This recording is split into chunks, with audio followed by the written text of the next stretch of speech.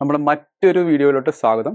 നമ്മൾ ലാസ്റ്റ് വീഡിയോയിൽ ഞാൻ ഹൈബ്രിഡ് ഇൻവെർട്ടർ സിസ്റ്റത്തിൻ്റെ എക്സ്പെക്ടേഷൻ വേഴ്സസ് റിയാലിറ്റി എന്ന് പറഞ്ഞൊരു വീഡിയോ ചെയ്തിരുന്നു. അതിൻ്റെ ഒരു രണ്ടാം ഭാഗമായിട്ട് നിങ്ങൾക്ക് ഇത് കൺസിഡർ ചെയ്യാം. ഞാനിവിടെ കാണിക്കാൻ പോകുന്നത് സൺവേസ് എന്ന് പറഞ്ഞൊരു കമ്പനിയുടെ ലോ വോൾട്ടേജ് ഇൻവെർട്ടറും ഡൈനസ് എന്ന് പറഞ്ഞ കമ്പനിയുടെ ബാറ്ററിയും വെച്ചിട്ട് ചെയ്തിരിക്കുന്ന ഒരു ഹൈബ്രിഡ് സിസ്റ്റമാണ്. അതിൻ്റെ ഡീറ്റെയിൽസാണ് കാണിക്കുന്നത്.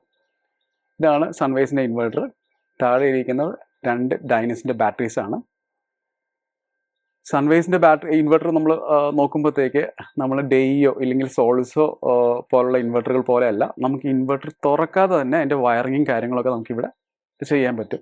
ഇൻപുട്ടും ഔട്ട്പുട്ടും ഒക്കെ താഴെയാണ്. അപ്പോൾ ഇൻവെർട്ടർ തുറക്കേണ്ട കാര്യമില്ല നമുക്ക്. പിന്നെ എല്ലാ ഇൻവെർട്ടറുകളെയും പോലെ, എല്ലാ ഹൈബ്രിഡ് ഇൻവെർട്ടറുകളെയും പോലെ നമുക്ക് ഈ ഇൻവെർട്ടർ സർജും ഒക്കെ എടുക്കും. അതായത് നമുക്കിപ്പോൾ ഒരു 5 കിലോവാട്ട് ഇൻവെർട്ടർ ആണെങ്കിൽ നിശ്ചിത ഒരു സെക്കൻഡിലേക്ക് 10 കിലോവാട്ട് വരെ ലോഡ് എടുക്കാനുള്ള കപ്പാസിറ്റി ഉണ്ട്. അപ്പോൾ ഈ ഒരു കാര്യത്തിന് നമ്മൾ ബാറ്ററി കോൺഫിഗറേഷൻ കാര്യങ്ങളൊക്കെ വെച്ച് നോക്കുമ്പോഴത്തേക്ക് കുറേ അധികം സംഭവമുണ്ട്. ഇൻവെർട്ടറിൻ്റെ ഡേറ്റ എടുത്ത് നോക്കുമ്പോൾ അല്ലെങ്കിൽ അത് പെർഫോം ചെയ്യുന്ന കാര്യങ്ങളെടുത്ത് നോക്കുമ്പോൾ അതിന് സപ്പോർട്ടീവ് ആയിട്ടുള്ള ഒരു ബാറ്ററി സിസ്റ്റം കൊടുക്കണം എന്നുള്ള ഒരു അനിവാര്യമായിട്ടുള്ള സംഭവമാണ്. അപ്പം അതുകൊണ്ട് തന്നെയാണ് സൺവേസിൻ്റെ കൂടെ നമ്മൾ ഡൈനസ് എന്ന് പറഞ്ഞ ബാറ്ററി സെലക്ട് ചെയ്തിരിക്കുന്നത്. ഈ ബാറ്ററി വന്നിട്ട് 1C റേറ്റഡ് ആണ്. 8000 സൈക്കിളാണ് ഇതിൻ്റെ ലൈഫ് വരുന്നത്. അത് മാത്രമല്ല 95% വരെ നമുക്ക് ഇത് യൂസ് ചെയ്യാൻ കിട്ടും. അതായത് ഇതിനകത്ത് 2 ബാറ്ററി ഉണ്ടെങ്കിലും ഒരു ബാറ്ററി തന്നെ 5 കിലോവാട്ട് പവർ ഡെലിവർ ചെയ്യാനുള്ള കപ്പാസിറ്റി ഉണ്ട് ഇതിന്. അതായത് ടുഗദർ 2 ബാറ്ററി ഉണ്ടെങ്കിലും this is more than sufficient. അത് മാത്രമല്ല ഇപ്പോൾ ഒരു സർജ് എടുക്കുന്നത് സാധാരണ എല്ലാ ഡെയ്യോ സ്റ്റൂഡറോ അതുപോലുള്ള എല്ലാ ഇൻവെർട്ടറുകളും പോലെ ഈ സൺവേസിൻ്റെ ഇൻവെർട്ടറും ഈ സർജുകൾ എടുക്കും.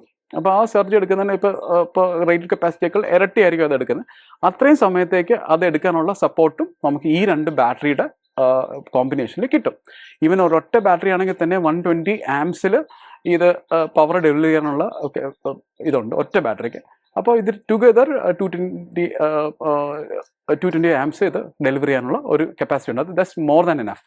ഓക്കെ, ഇനി ഹൈബ്രിഡ് സിസ്റ്റം എക്സ്പെക്ടേഷൻ വേഴ്സസ് റിയാലിറ്റിയിൽ നമ്മൾ 1-2 കാര്യങ്ങളിൽ ഞാൻ മറ്റൊരു വീഡിയോയിൽ പറഞ്ഞിരുന്നു.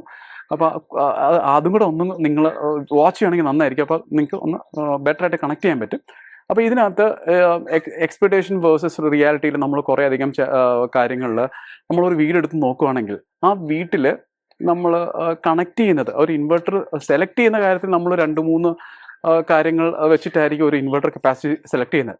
ഫസ്റ്റ് ഓഫ് ഓൾ എത്രയാണ് കണ്ടിന്യൂസ് ലോഡ് എത്രയാണ് ഉണ്ടെന്നുള്ള കാര്യം നമ്മൾ നോക്കും. അതനുസരിച്ചിട്ട് ഇൻവെർട്ടറിൻ്റെ സൈസിങ് നമ്മൾ ചെയ്യും. പക്ഷേ ചില സ്ഥലങ്ങളിൽ ഇപ്പോൾ വലിയ വലിയ വീടുകളൊക്കെ ആയിരിക്കും. പക്ഷെ അവിടെ ഉപയോഗിക്കാനായിട്ട് ചിലപ്പോൾ യൂസ് ചെയ്യാനായിട്ട് കുറച്ച് ആൾക്കാരെ കാണുള്ളൂ.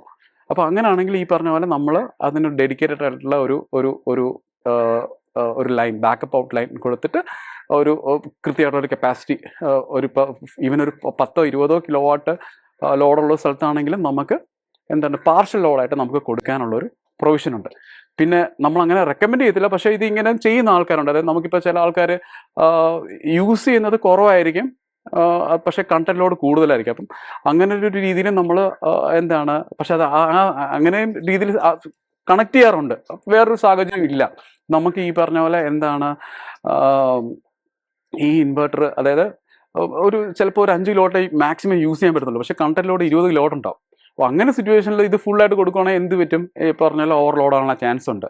ഇനി അടുത്ത വേറൊരു സംഭവം എന്ന് വെച്ചാൽ നമ്മൾ ഹൈബ്രിഡ് സിസ്റ്റത്തിൽ ഡിഫറെൻ്റ് ആയിട്ടുള്ള സോഴ്സുകളെ എടുത്തിട്ട് ഒരു അൺലിമിറ്റഡ് പവർ തരിക എന്നാണല്ലോ ഈ ഇൻവെർട്ടറിൻ്റെ ഒരു ധർമ്മം. അപ്പോൾ ഇതിനകത്ത് എന്താണെന്ന് വെച്ചാൽ സോളാർ പാനലുണ്ട്, ബാറ്ററി ഉണ്ട്, ഗ്രിഡ് ഉണ്ട്.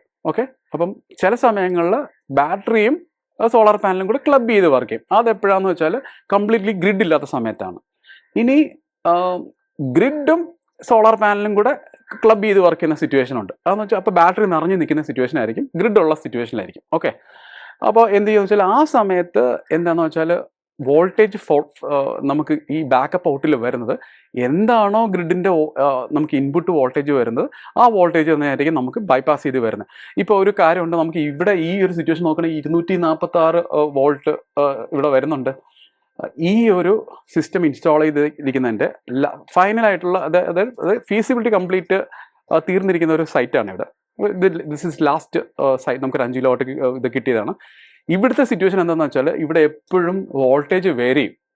അപ്പം ഞാൻ എന്താ പറഞ്ഞതെന്ന് വെച്ചാൽ ഒരു വീട്ടിൽ അതായത് ഈ ഗ്രിഡും ഈ സോളാറും കൂടെ ക്ലബ് ചെയ്ത് വർക്ക് ചെയ്യുന്ന ഒരു സിറ്റുവേഷൻ ഉണ്ടാവുമല്ലോ. അതായത് ചിലപ്പോൾ എക്സ്പോർട്ട് ചെയ്യുന്ന സമയത്തോ അല്ലെങ്കിൽ ആ സമയത്ത് തന്നെ നമുക്ക് ബാക്കപ്പ് കൂടെ ലോഡ് എടുക്കുന്നുണ്ടാവും.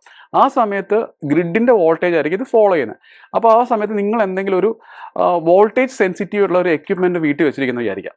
ഓക്കെ, അപ്പോൾ അത് ഫോർ എക്സാമ്പിൾ അതൊരു 260 വോൾട്ട് ആണ് അത് എടുക്കുള്ളൂ എന്ന് വിചാരിക്കാം. ഓക്കെ, 260 വോൾട്ട് മാക്സിമം എടുക്കുന്നു, ഇല്ലെങ്കിൽ ട്രിപ്പായി പോകുന്നു വിചാരിക്കാം. നമ്മൾ സാധാരണ ഇവിടെ കേരളത്തിൽ ഒരു ഹൈബ്രിഡ് സിസ്റ്റം ഇല്ലെങ്കിൽ on grid system net metering ചെയ്യുന്ന സിസ്റ്റത്തിൽ വോൾട്ടേജ് റേഞ്ച് സെറ്റ് ചെയ്ത് വെക്കുന്നത് 192 താഴെയും മോളിൽ 264 അപ്പോൾ 264 ഇത് വെച്ചിട്ട് വർക്ക് ചെയ്യുകയാണ്. നമുക്കൊരു 261 വോൾട്ടേജ് വരുവാണെങ്കിൽ എന്ത് ചെയ്യും? ഈ എന്നിട്ട് ബാക്കപ്പ് ലോഡിൽ പവർ ഗ്രിഡിൽ നിന്ന് ബൈപ്പാസ് ചെയ്ത് വർക്ക് ചെയ്യും. പക്ഷേ ഇതിനകത്തുള്ള കാര്യം വെച്ചാൽ നിങ്ങൾ കണക്ട് ചെയ്തിരിക്കുന്ന ഡിവൈസ് ഇല്ലേ, ആ ഡിവൈസ് ട്രിപ്പായി പോകാനുള്ള ചാൻസ് ഉണ്ട്. ഇതൊരു റിയാലിറ്റി ചെക്കാണ്. അതൊന്ന് ഞാൻ നിങ്ങളെ ഒന്ന് ഓർമ്മപ്പെടുത്തിയെന്നേ ഉള്ളൂ. അപ്പോൾ ഇത് ഒരു ഹൈബ്രിഡ് സിസ്റ്റം എന്ന് പറഞ്ഞാൽ ഒരു അൺഇൻറ്റർപ്റ്റഡ് പവർ തരുന്നൊരു സംഭവമാണ്. പക്ഷേ ഇതിൻ്റെ ലിമിറ്റേഷൻസ് ഉണ്ട്. അപ്പോൾ അത് നമ്മൾ മനസ്സിലാക്കണം. പിന്നെ ഇത് യൂസ് ചെയ്യുന്നതിൻ്റെ ഇതൊരു കംപ്ലീറ്റ്ലി ഓട്ടോമേറ്റഡ് ആയിട്ടുള്ള ഒരു 90% വരെ നമുക്ക് ഓട്ടോമേറ്റഡ് ആയിട്ട് വർക്ക് ചെയ്യും. പക്ഷെ എന്നാലും ഇത് ഏത് സാധനം യൂസ് ചെയ്യുന്ന പോലെ ഒരു ചെറിയൊരു ഒരു ധാരണ ഇതെങ്ങനെയാണ് ഉപയോഗിക്കുന്നത്, ഇതിൽ എന്തൊക്കെയാണ് ലോഡ് കണക്ട് ചെയ്യുന്നുള്ള കാര്യം നമ്മളെപ്പോഴും ഒരു മനസ്സിൽ കൊണ്ടുവരുവാണെങ്കിൽ നന്നായിരിക്കും. അപ്പോൾ ഇതാണ് ഈ ഒരു ഹൈബ്രിഡ് സിസ്റ്റത്തെക്കുറിച്ച് എനിക്ക് പറയാനുള്ളത്. എന്തായാലും നല്ല ബാറ്ററീസാണ്. 8000 സൈക്കിൾ വരുന്നുണ്ട്. അതുപോലെ തന്നെ 8000 സൈക്കിൾ എന്ന് പറഞ്ഞാൽ ഒരു ദിവസം ഒരു സൈക്കിൾ എടുക്കുകയാണെങ്കിൽ തന്നെ ഓൾമോസ്റ്റ് 21 വർഷം അത് വർക്ക് ചെയ്യും. അതാണ് ഒരു ദിവസം ലൈക്ക് 8000 സൈക്കിൾ എന്ന് പറഞ്ഞാൽ. പിന്നെ ഈ ബാറ്ററിയുടെ കാര്യം ഒന്നുകൂടെ പറയുകയാണ്. ബാറ്ററിക്ക് നമുക്ക് 8000 സൈക്കിൾ ഉണ്ട്, 1C റേറ്റഡ് ആണ്, 95% വരെ നമുക്ക് യൂസ് ചെയ്യാൻ പറ്റും. അതുപോലെ തന്നെ ഇതിന് വൈഫൈ മോണിറ്ററിങ്ങും ഉണ്ട്. അതായത് സെൽ ലെവലിൽ നമുക്ക് ഇൻവെർട്ടറിൻ്റെ ഒക്കെ ഡീറ്റെയിൽസ് മോണിറ്റർ ചെയ്യുന്ന പോലെ തന്നെ നമുക്ക് ഈ ബാറ്ററിയുടെ സെൽസ് ലെവലുള്ള സംഭവങ്ങൾ നമുക്ക് എവിടെ നിന്നാണെങ്കിലും കണ്ട് മനസ്സിലാക്കാൻ പറ്റും. അപ്പോൾ അതുകൊണ്ട് സർവീസ് എന്ന് പറഞ്ഞൊരു സംഭവത്തിൽ വരുമ്പോഴത്തേക്ക് കുറച്ചുകൂടെ ബെറ്റർ ആയിരിക്കും. ഡേറ്റാസും കാര്യങ്ങളൊക്കെ ഇത് സർവീസിൻ്റെ ഒരു സ്ഥലത്തോട്ട് വരുമ്പോൾ നമുക്ക് ബാറ്ററി ഊരാതെ തന്നെ നമുക്ക് എന്തുകൊണ്ടായിരിക്കും ഇല്ലെങ്കിൽ എന്തെങ്കിലും കാര്യം കൊണ്ട് ഫോൾട്ടി ആയോ ഇല്ലെങ്കിൽ നമുക്കത് മനസ്സിലാവും. എന്തായാലും നിങ്ങൾ ഞാൻ ചെയ്ത ആ മറ്റേ വീഡിയോ, ഇതിന് തൊട്ട് മുമ്പുള്ള വീഡിയോ കാണുകയാണെങ്കിൽ ഡേയുടെ സിസ്റ്റവും ഇത് തമ്മിലുള്ള ഒരു കമ്പാരിസൺ പോലെ നിങ്ങൾക്ക് മനസ്സിലാവും. കാര്യം പിന്നെ അത് മാത്രമല്ല കുറച്ച് ആൾക്കാർ കുറച്ച് റിക്വസ്റ്റിലെ കമൻറ്റുകൾ ചെയ്തിരുന്നു. അപ്പോൾ അതിനുള്ള റിപ്ലൈയും കൂടെ ഞാൻ തരാം. ഫസ്റ്റ് എന്ന് വെച്ചാൽ ആൾക്കാർ ചോദിക്കുന്നത് ഇനിയിപ്പോൾ ഹൈബ്രിഡ് സിസ്റ്റത്തിൽ നമുക്ക് നോൺ DCR പാനൽ യൂസ് ചെയ്യാൻ പറ്റുമോ എന്ന് ചോദിക്കുന്നുണ്ട്. കംപ്ലീറ്റ്ലി ഓഫ് ഗ്രിഡ് ആയിട്ട് നിൽക്കുന്ന സിസ്റ്റമാണ്. ഗ്രിഡുമായിട്ട് അത് കണക്ഷനോ കാര്യങ്ങളൊന്നും ഇല്ലെങ്കിൽ നമുക്ക് നോൺ DCR പാനൽസ് ഇപ്പോഴും യൂസ് ചെയ്യാം. എന്നാൽ ഗ്രിഡ് ഇൻട്രാക്റ്റീവ് ആയിട്ടുള്ള ഒരു സിസ്റ്റമാണ് നമ്മൾ ചെയ്യുന്നതെങ്കിൽ DCR പാനൽസ് മാത്രമേ യൂസ് ചെയ്യാൻ പറ്റത്തില്ല. അപ്പോൾ അതുകൊണ്ട് ഈ പറഞ്ഞ പോലെ പ്രൈസ് ഡിഫറൻസ് ഒബ്വിയസ്ലി ഉണ്ടാവും. അപ്പം അതാണൊരു റിയാലിറ്റി ചെക്ക്. ഓക്കെ, ഇനി രണ്ടാമത്തെ കാര്യം ചോദിച്ചതെന്ന് വെച്ചാൽ ബാറ്ററിയുടെ ചില ആൾക്കാർ ഇപ്പോൾ ബാറ്ററിയുടെ ഡീറ്റെയിൽസ് ചോദിക്കുന്നുണ്ട് അതിനകത്ത്. അപ്പം ഞാൻ നേരത്തെ ഡെയുടെ ബാറ്ററിയുടെ കാര്യം പറഞ്ഞു. അതുപോലെ തന്നെ ഇതാണ് ഡൈനസിൻ്റെ ബാറ്ററിയുടെ കാര്യം. പല ബാറ്ററിക്കും നമുക്ക് ഒരു ഇൻവെർട്ടർ ആണെങ്കിലും ഒരു ബാറ്ററി ആണെങ്കിലും ഇറങ്ങുമ്പോഴത്തേക്ക് അതിൻ്റെ ഒരു ഡേറ്റ ഷീറ്റ് ഉണ്ടാവും. ആ ഡേറ്റ ഷീറ്റ് എടുത്ത് നമ്മൾ നോക്കി ഇത് മാച്ച് ചെയ്തിട്ട് അങ്ങനെയാണ് നമ്മൾ കോൺഫിഗർ ചെയ്യുന്നത്. എന്തായാലും ഞാനിപ്പോൾ പറഞ്ഞത് ഈ ഡൈനസ് എന്ന് പറഞ്ഞ ബാറ്ററിയുടെ കാര്യമാണ്. ഡേ എന്ന് പറഞ്ഞ ബാറ്ററിയുടെ ആ പർട്ടിക്കുലർ മോഡലിനുള്ള അത് 0.5C റേറ്റിംഗ് ആണ് അത് ഉണ്ടായിരുന്നത്. അപ്പോൾ അതുപോലെ തന്നെ ഓരോ ബാറ്ററിക്കും ഓരോ രീതിയിലായിരിക്കും അതിൻ്റെ ഔട്ട്പുട്ടും അതിൻ്റെ കോൺഫിഗറേഷനും ഒക്കെ വരുന്നത്. അതനുസരിച്ചിട്ടാണ് നമ്മൾ എങ്ങനെയാണ് ഇല്ലെങ്കിൽ ഓരോ സൈറ്റിലേക്ക് നമുക്ക് ഏത് വേണം എന്നുള്ള കാര്യം നമ്മൾ നോക്കിയിട്ട് വേണം നമ്മൾ ഓരോ ബാറ്ററി ആണെങ്കിലും ഇൻവെർട്ടർ ആണെങ്കിലും ഡിസൈൻ ചെയ്തത്. എത്ര കറണ്ട് കയറുന്നുണ്ട്, എത്ര എക്സ്പോർട്ട് ആകുന്നുണ്ട്, ലോഡ് എത്ര എടുക്കുന്നുണ്ട് എന്നുള്ള കാര്യങ്ങളൊക്കെ നമുക്ക് കൃത്യമായിട്ട് മനസ്സിലാക്കാൻ പറ്റും.